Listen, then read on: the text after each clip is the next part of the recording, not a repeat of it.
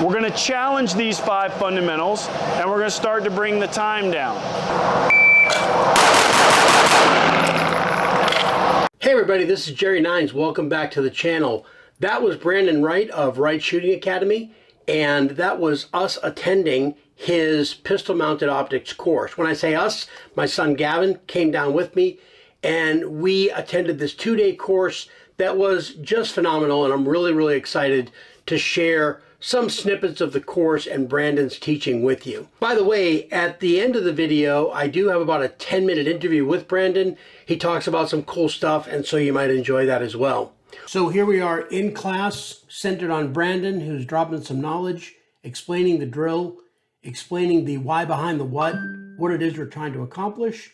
And then from there, we're going to break off into our firing orders, and you are either shooting, loading, or learning.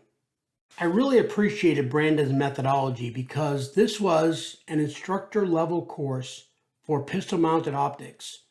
But as near as I can figure out, the strategy that he uses is to take the one variable, which is the pistol mounted optic, and start rebuilding you as a shooter from the basics with that optic, that new variable, being ever present. Because of that variable, and because of the pace of the class, and because we're all human, there are always opportunities to improve, and Brandon, as an excellent instructor, is always looking for those, and so you're constantly being challenged during these drills. Here's a classic instructor moment. Brandon's working the line. As they're breaking shots, he notices something he wants to correct on Gavin. He gets everybody settled, makes sure the line is taken care of, and then he goes up, engages Gavin, tells him what he wants to work on for the next drill. Let's watch it with the sound.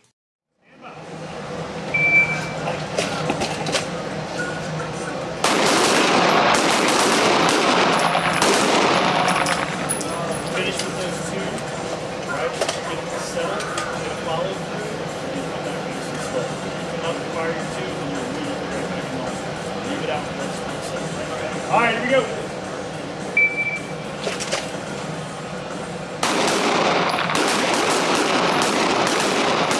A little bit of an administrative note that I forgot to mention. I paid for this course out of my own pocket. I also paid for Gavin's course out of my own pocket. I don't know Brandon. He didn't give me anything. I didn't give him anything. I'm a student. He was nice enough to allow me to film some of the course and sit down for an interview. But that is my relationship with him and with the Wright Shooting. Also, hey, if you're continuing to watch the video up until this point, why don't you just go and like and subscribe? That really helps me out as well. And also, I'll look a little bit further down into the comment section and you'll see a couple of ways that you can support the channel. Okay, we're back, and you're going to really enjoy this part coming up. So we've been rebuilt as shooters with that red dot. We're getting familiar with it. And now Brandon is going to really start layering in, as he likes to call it, the why behind the what, and how we can use the red dot of the optic to enhance and increase our shooting, and not just our red dot shooting, but all the shooting. But really, this is where everything starts to come together, and he teaches you how to work the dot. Listen for a few minutes. We're just going to listen to Brandon teach, and I think you're really going to get something out of this. Let's see where we're at. Clear, stand by.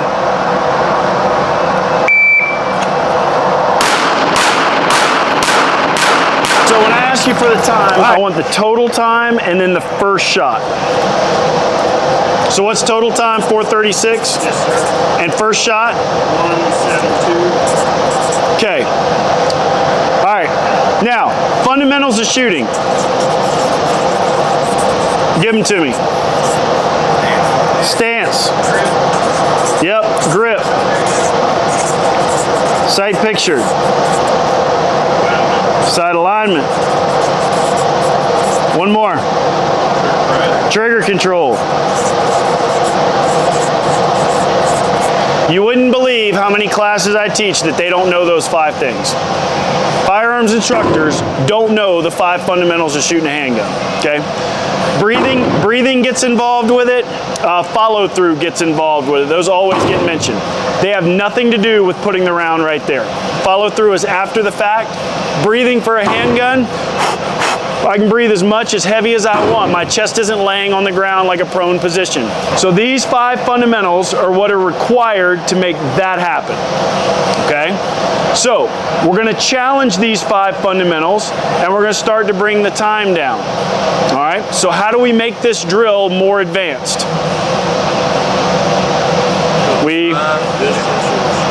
Okay, so distance is going to stay the same, the time's going to be the variable. So let's go faster. That's kind of the theme. We're just going to go faster. All right, 6 rounds, let's see what happens. Stand by.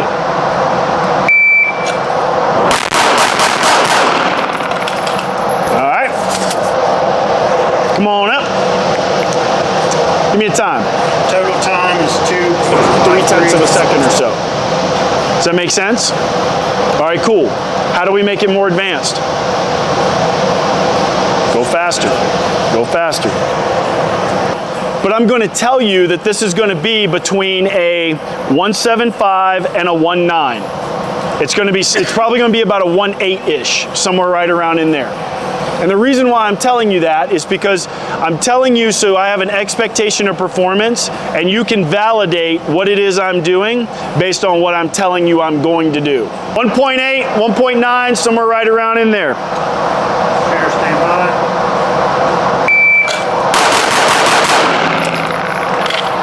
That was a little bit quicker actually. What was it? 173. Okay. So, just a hair quicker. But are we still acceptable? Yeah. Hell yeah. Dot landed, that's first shot, right? Somewhere up in the high right corner is where it landed when on the draw stroke. So I told you, they're not all going to go right here, but I'm looking for the square. Now read the times to me. 1.73. Okay. And then 0.83. Yeah, that draw to first shot was a little quick.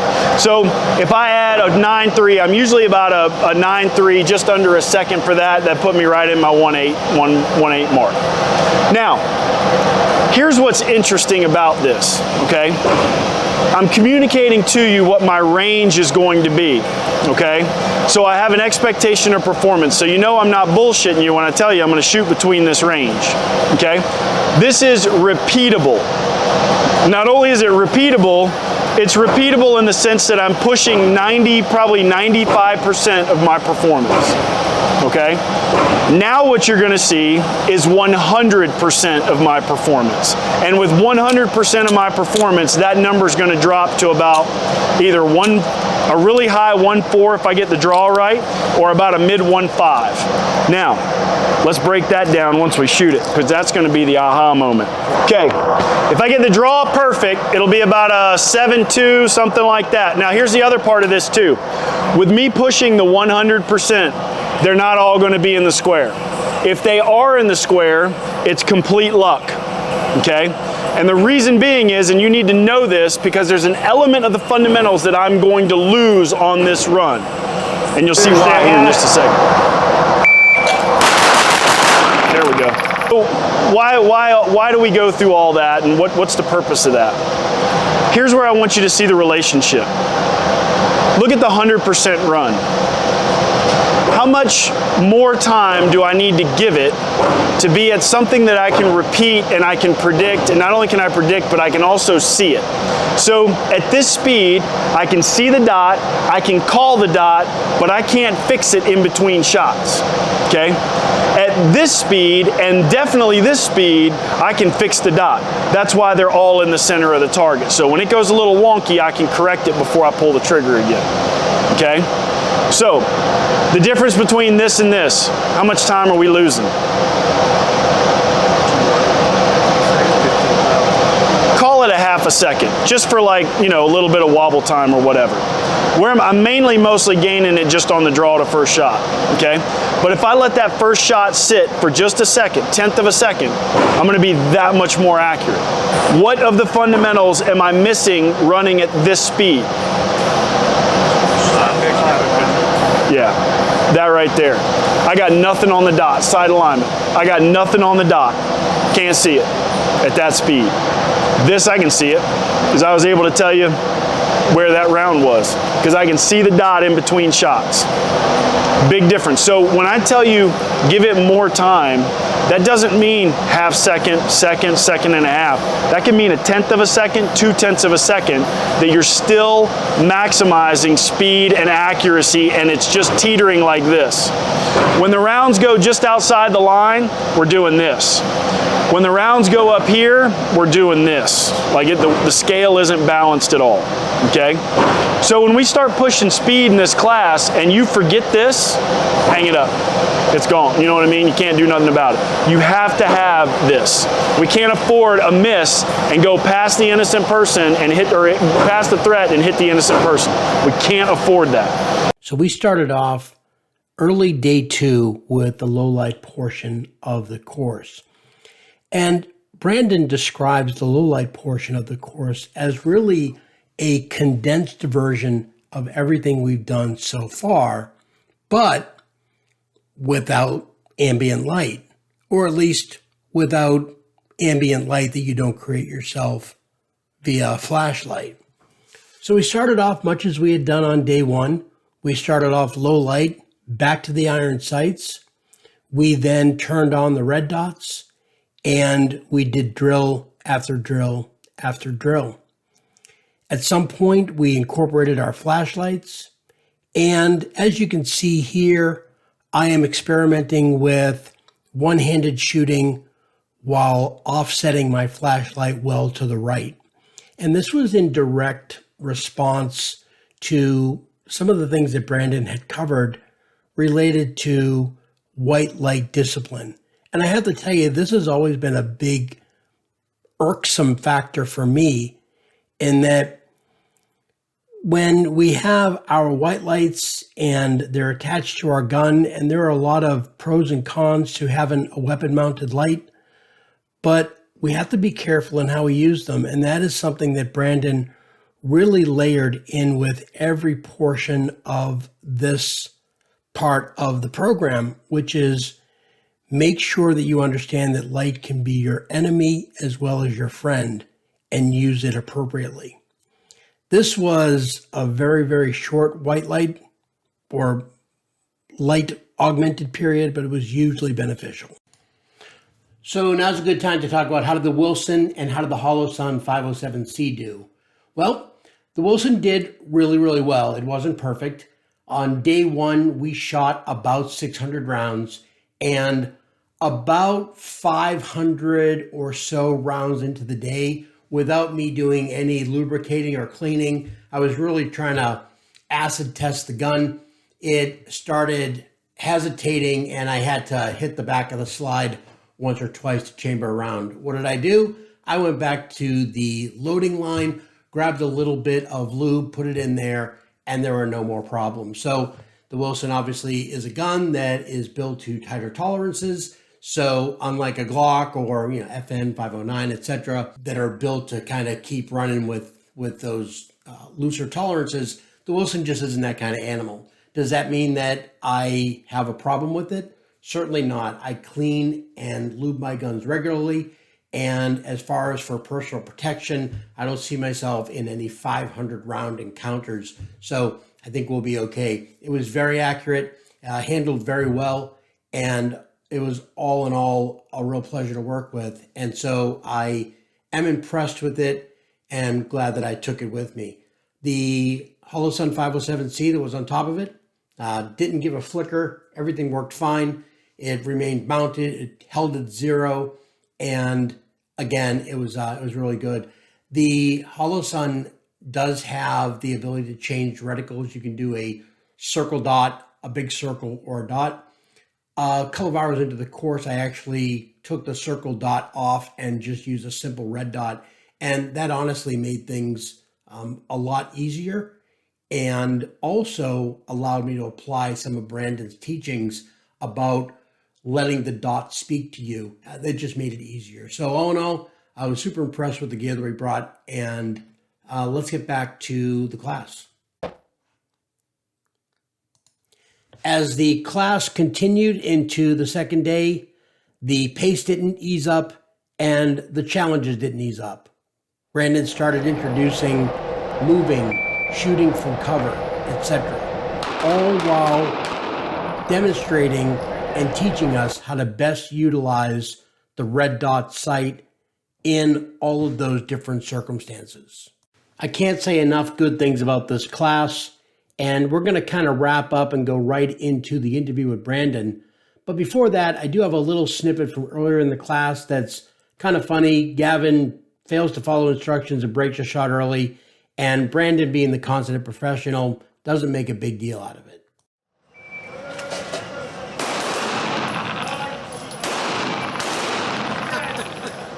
One person shoots, everybody starts pulling the trigger. Dang it. All right, here we go.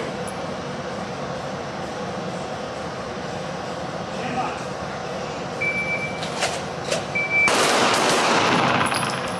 Good. Stand by.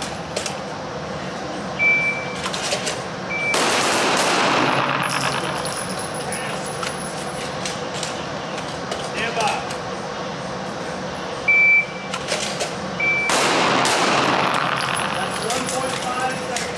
Hey everybody, this is JerryNines, and as this video is showing, just got done with the 2-day red dot optics course for the pistol. This is sort of layering in the next step of my transition into the Wilson SFX9 pistol. Red dot optic is new for me, and so I figured the best thing to do was to get some training, exposing yourself to a number of different regimens, a number of different shooting, drills and whatnot, and really having the information presented to you in a way that makes sense from a knowledgeable instructor is the way to go with anything, and I don't think red dots are any different. So I am pleased to introduce you all to Brandon Wright of Wright Shooting School. You want to say hi? Yeah, what's up, everybody? There you go. If you want to know Brandon's background and resume, it's very impressive, by the way. You can go to, what's the website? RightShooting.com. RightShooting.com, WRIGHT. With that, I just want to say, and I hope I don't embarrass you, Brandon has truly risen to, the very 1% of instructors. I think you did a great job in the class. I was really impressed. I was really humbled. And I got to say, man, I'm a little worn out.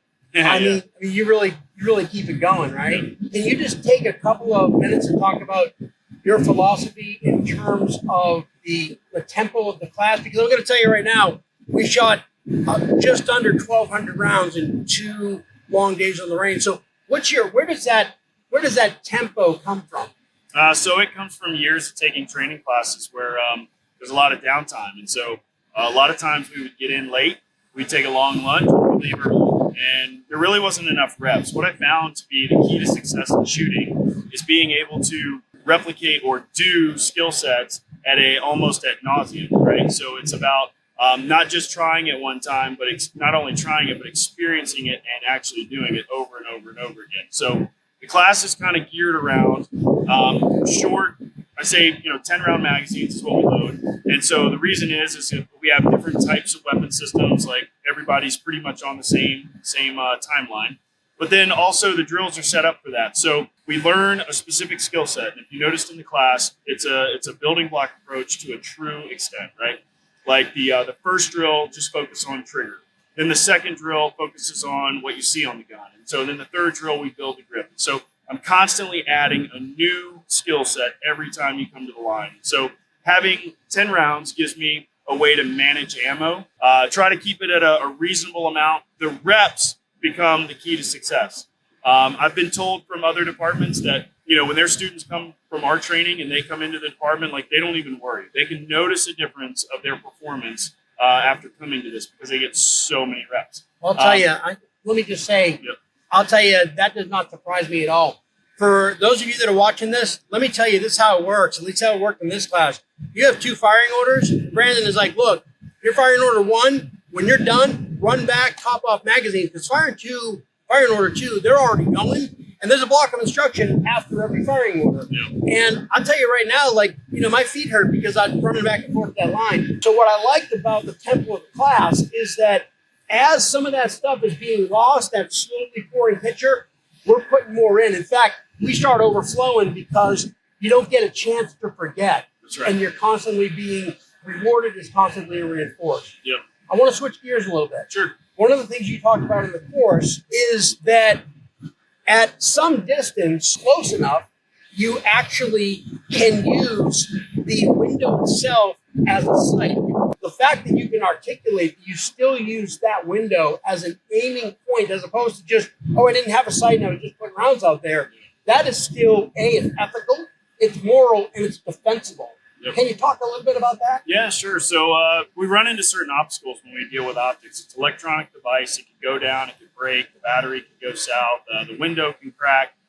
You can get fog, you can get wind, wet lens, all that good stuff on it. So we have to have solutions in law enforcement. And one thing we can't do, one thing I don't teach and I don't believe in is point shooting. Unless, of course, the subject is so close that I'm in this contact distance. Obviously, I don't want to give them the gun. So that would be point shooting in my mind. But anytime the gun comes into the eyes, you have to get some sort of sight picture, whether that be with the iron sights, the red dot, or the actual housing of the optic. So at certain distances, at closer distances, what I don't want is an officer to hesitate on pulling the trigger because they presented their pistol and because maybe they got a bad grip or the grip angle of the pistol's different or something, they don't see the red dot. I don't want to cause hesitation at distances of like 5 and in. I mean, you got to have a shooting solution for that. And so using that frame work, the window, the optical window is smaller than the objective that you're shooting. And the objective that you're shooting is much greater on both sides. So the margin of error is less than when I present the pistol and I go out and I see that the chest or the torso of the target being within inside that optical window. I've got enough room on the left and the right that I'd really have to have a really bad grip in order not to hit that target. So bad that you would know you hold the gun that this just isn't. That's not right. Yeah. So, and I don't want to put doctrine in your mouth, and I don't want people to over sort of accept or adopt this. But I guess at the right distances, one could think of the window of the optic as sort of a backup sight. Yeah, like a peep sight, like a rear sight. Yeah. Okay. There does have limitations, though. I mean, we've identified that in the class. I'm going to give you a technique. I'm going to tell you why it's important, but then I'm going to show you why it's important and then compare it to others. So I don't ever want to say that this way is the only way, right? There's different operators have different ways of getting things done. The end goal is that we put accurate rounds on target. So it's good to have a mix of different things that allow us to be able to be creative in our own way.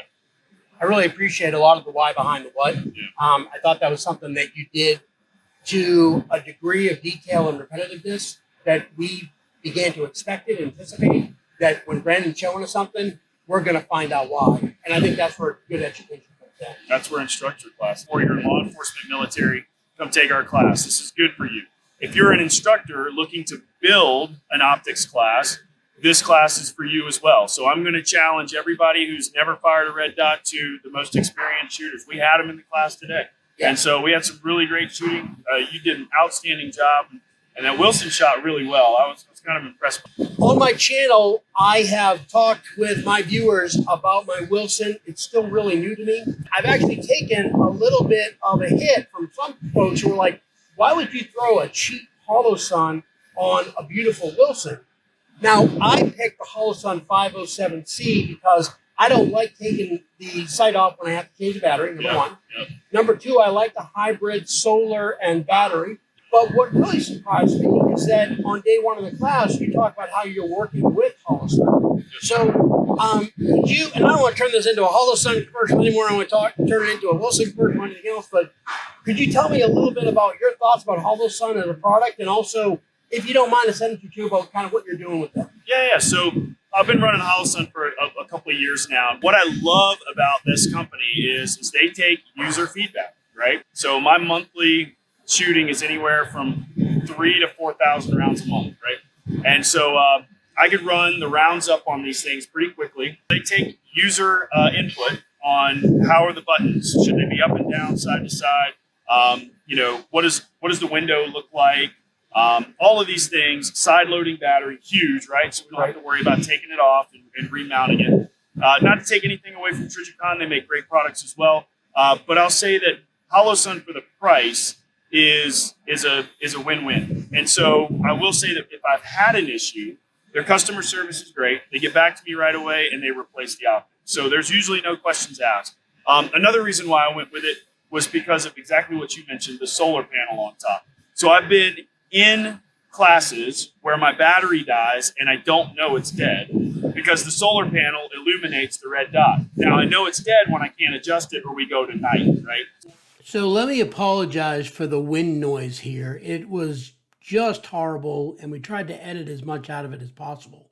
But what Brandon and I are talking about is the hopefully upcoming standardization of mounting options. Instead of having different footprints for different products and having to try to remember what is what, and really sort of seeing an end to like the, for those of you that are old enough, the beta versus VHS wars, and really coming to a standardization. And then Brandon talks a little bit about what he hopes wins here in a second. So let's get back to him.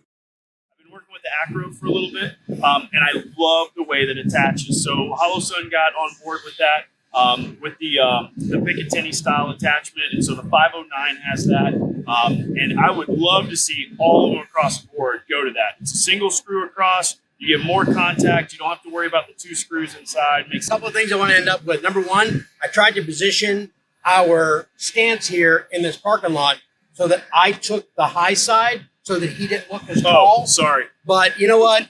It happens, right? First of all, if you go to his training calendar at rightshootingacademy.com. Rightshooting.com. I'm sorry, rightshooting.com. Then you're going to see that there's a training calendar like this, and most of them are private courses by three-letter agencies, by police departments, military units, etc. There are only a couple, and I hope there's more, of classes that are open enrollment. The reason I air quote that is because they are still almost always restricted to military law enforcement, right? Yeah. Again, if you have the opportunity and if you do meet the standards, check this guy out. He's just an absolute 100% genuine, badass instructor. And, you know, I came away from this expecting a lot because of who I'd heard from. That again, we know, like I said, some of the same people. I was expecting a lot. And not only was I not disappointed, I actually got more than I even thought I was going to get out of it. So I want to say thank you really quickly. Yes, sir. Thank you so much. And end up safe drive back to Florida. Thank you very much, man. Really appreciate your time and the effort in doing this too. So, hi everybody. Really appreciate your time and watching this video. You can find us online, rightshooting.com, and hope to see you out on the range. Yeah, so this is kind of a long video. Thanks for sticking with me to the end. I hope you enjoyed it as much as I enjoyed the time that I spent on the range with Brandon. He's truly an excellent instructor. So that's it for this video. I hope that you enjoyed it. We're going to continue to drop new videos. And again, just in case you didn't listen last time, look, if you got this far into the video, go ahead and subscribe to the channel. Give me a like. See you the next time. And as always, God bless America.